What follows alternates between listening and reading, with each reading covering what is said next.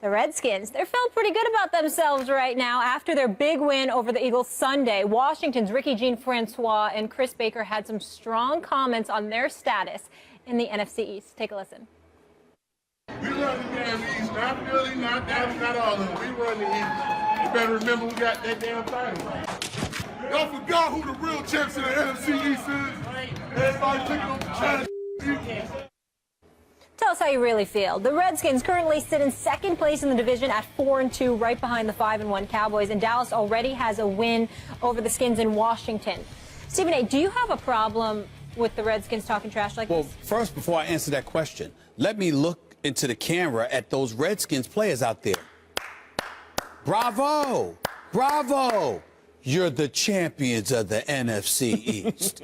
Wow! I'm so touched. I mean, can we stop and throw a party in the nation's capital? You are the champions of the NFC East. I'm so touched. I'm so touched. Where's the tissue? Let me wipe my tears away, Max, because, I mean, this is just so touching. I can't believe, I'm getting emotional right now. The Washington Redskins are the champions of the NFC East. By the way, a division where they were the only team above 500, and you want a cookie. You're going to literally walk through a locker room, through the hallways, en route to your locker room, bragging about the fact that you're there. We're the real champions of the NFC East. What do you want, a cookie? No wonder y'all are losers. See, this is the kind of stuff that we're talking about here. That makes no sense. Makes no sense, and I'm not calling them losers because of their record, because they're the reigning NFC East champions. I'm not calling them losers because they're not losing this year. They're 4-2. I'm talking about a loser's mentality. You have been inept. You have been non-existent. When's the last time you've won a Super Bowl? We talk a lot about the Dallas Cowboys. When's the last time the Redskins have been relevant in the championship equation of things? And then you walk around after beating the Philadelphia Eagles with a rookie quarterback, by the way, because no matter how well Carson Wentz has looked, he's still a rookie. But you walk around, and because you beat a rookie with Jordan Matthews, devoid of much of a running game, with Doug Peterson not using Darren Sproles as much as he should, with a defense that's just relieved that Chip Kelly isn't their coach anymore. You beat them in the nation's capital on your home turf, 27-20, and you want to celebrate like you're champions of something. This is why the Redskins are not winning, because of an attitude that's asinine like that. Could you do something, please? And oh, by the way, had the temerity, the unmitigated gall, to sit up there and bloviate about this stuff, and you ain't even in first place. You a game behind a team you've already lost to this year, which would happen to be the Dallas Cowboys, who also has a rookie running back and a rookie quarterback, and they beat you. And you gonna sit up here because you beat the Philadelphia Eagles, you running the NFC East? Shut the hell up. Just stop it. Nobody wants to hear that from the Redskins. I'm sorry. I know you just won the game. You're excited, and all of this other stuff. Nobody wants to hear it. The bottom line is you got a season to produce, and you should be competing for a championship if you were really that damn good. By the way, the Redskins ranked 28th against the run. I just thought I'd throw that out because the team that you happen to lose to happens to be a dude that's not only in line for Rookie of the Year, but is a league MVP candidate who also happens to be in your division, who already beat you. But you talking. These are the Redskins. That's their damn problem. I don't have such a big problem with guys feeling themselves on the way to the locker room after a win against a divisional rival. That's not the big deal to me. Of course, it's absurd to think that they have separated themselves somehow from the rest of the NFC East. No one has, including the Dallas Cowboys. We'll get to that in the next segment. My problem is, as a Giants fan, they're calling everyone but the Giants. People think it's the Eagles. People think it's the Cowboys. It's us. Hold on. Washington franchise has won an NFC East title as though that's a thing in recent years. 0 Super Bowls. The Cowboys, 0 Super Bowls. Let's take the last 10 years. The Eagles, 0 Super Bowls. But the NFC East is still repping with 2 Super Bowls because of my New York Football Giants, Stephen A. Smith.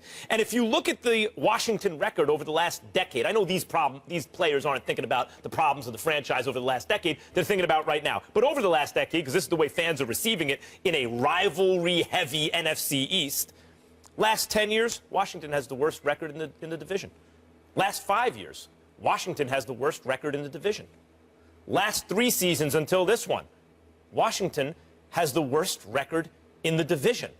And for them to act, and this is the way that franchise always is, and I understand because I lived in D.C. for 15 months when I was hosting Around the Horn, going back about 12 years already, and that town is obsessed with football. I mean, when Gibbs came back and started coaching, every cab driver, every person walking in the street, that's all they could think about was the Washington football franchise. They are football obsessed, but they've given their fans very little to root for.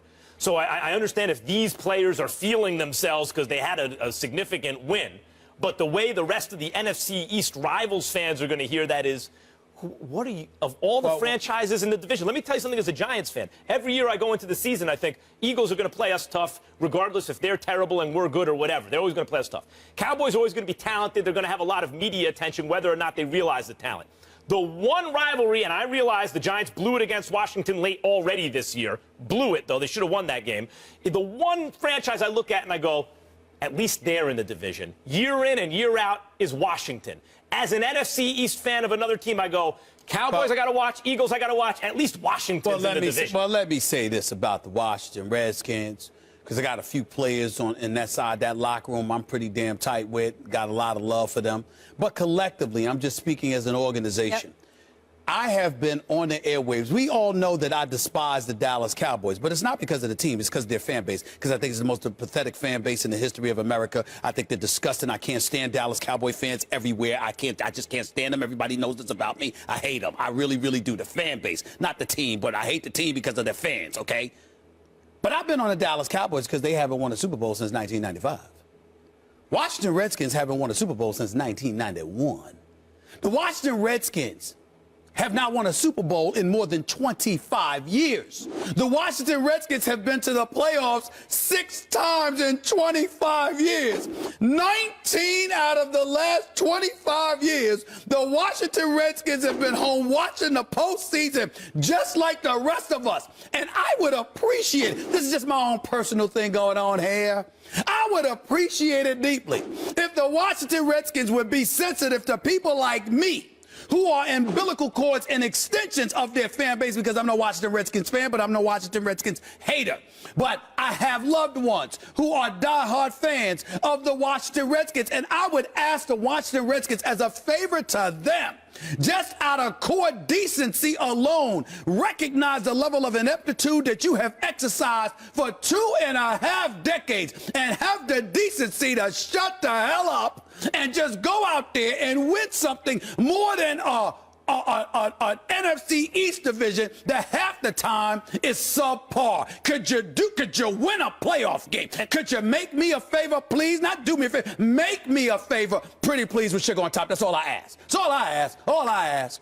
Washington has not only not won a Super Bowl in a quarter century, because the Eagles have never won, but they've never been the dominant force in the division. Like the Giants, twice in recent years, were written off early in the season. No one was thinking about them in the preseason. They weren't supposed to do anything, and they won 2 Super Bowls. But you can argue, yeah, they've missed a lot of playoffs, fine. But they won 2 Super Bowls in the last decade. The Cowboys are always a central story in the NFL, good or bad, and they've been good recently. The Eagles have had runs where they've been the dominant force in the NFC East, double-digit win year after year after NFC championship games. That has not been Washington's history. It's not just that they haven't won a Super Bowl. They haven't gotten to the level in those respects of any of the other franchises in their division.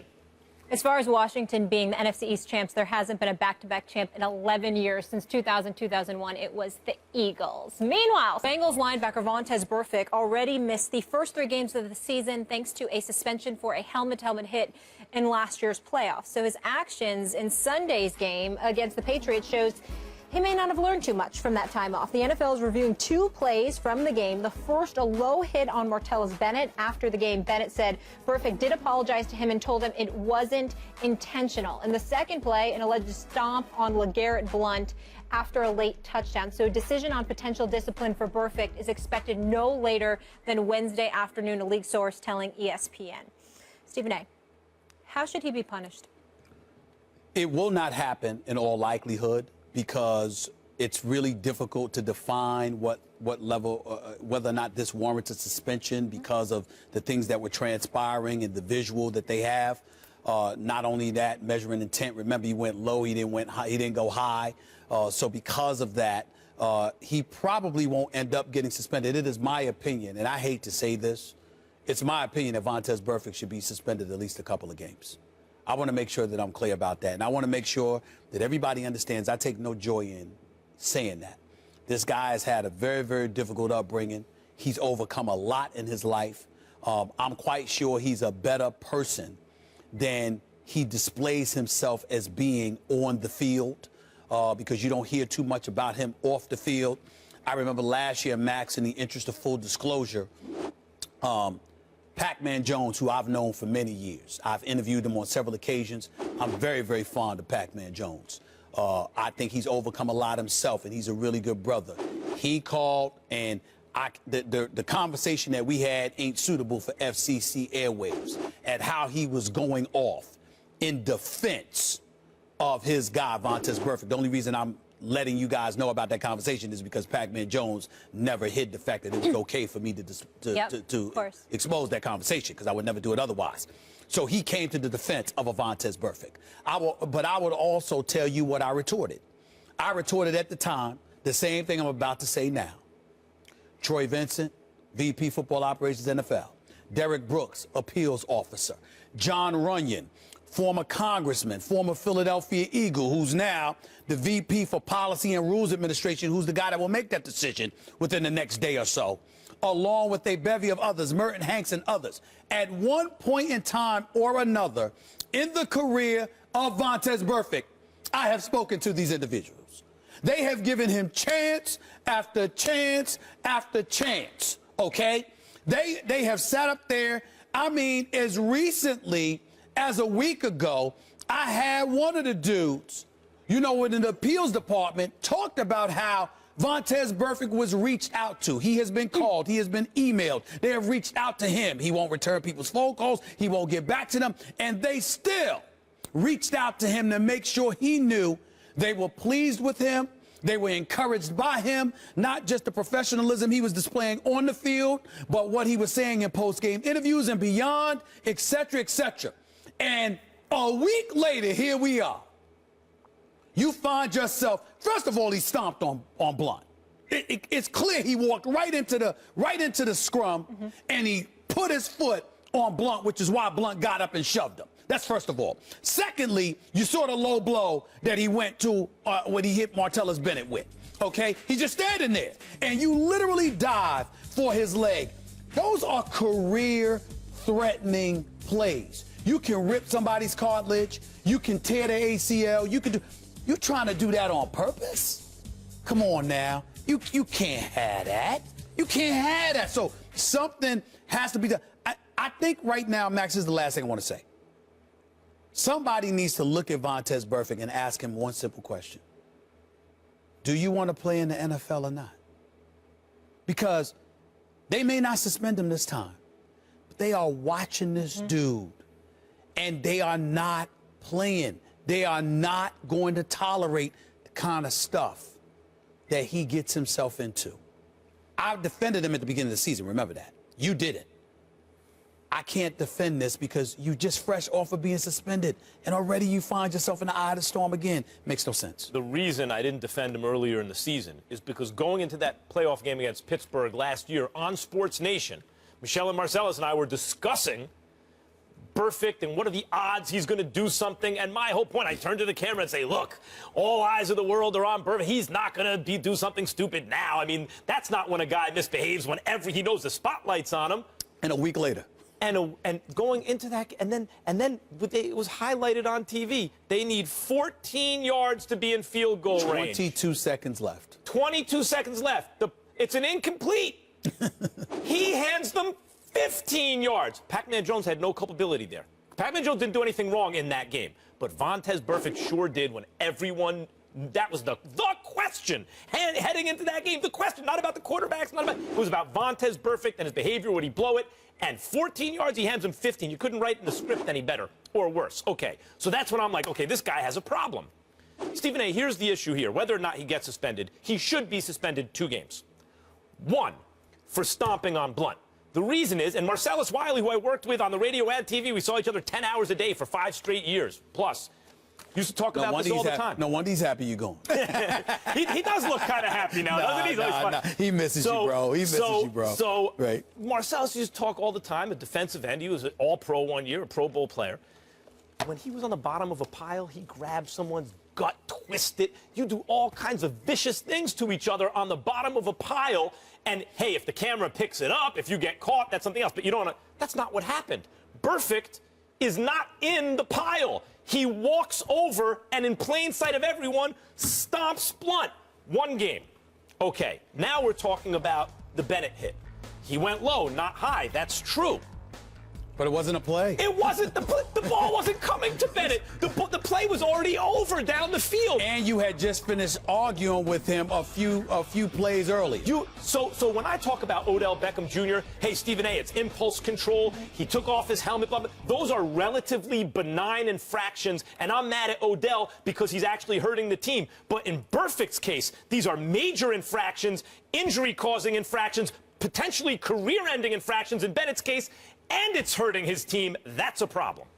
Vontaze Burfict had been fined about 4 previous times in 2015 alone, including the $50,000 fine a week before the Steelers game, Week 17, going into Week 17. So now you have this.